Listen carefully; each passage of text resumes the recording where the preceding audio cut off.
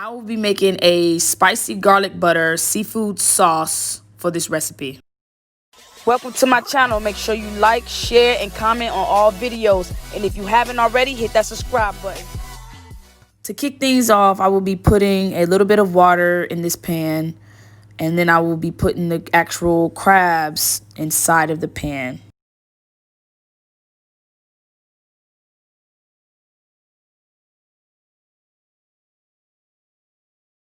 Then I covered the pan with aluminum foil.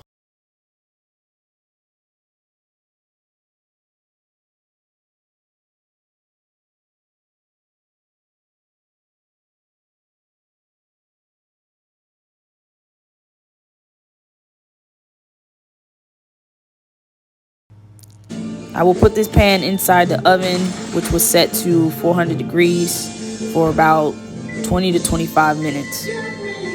Don't mind my smoke detector, because if you cover my house with stank breath, it'll go off. I was really excited when it came time to make the sauce. So on this plate, all I did was lay down all the sauces that it would take to make the spicy garlic butter sauce.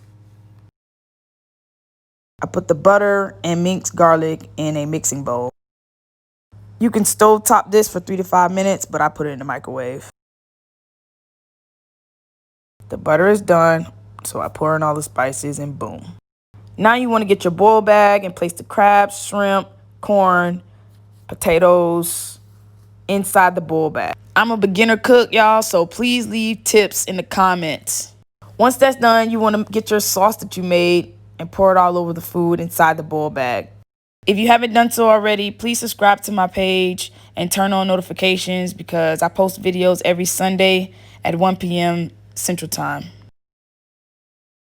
You will then place this bag inside the pan and place the pan back inside the oven for about 5 to 10 minutes or until the uncooked food is done.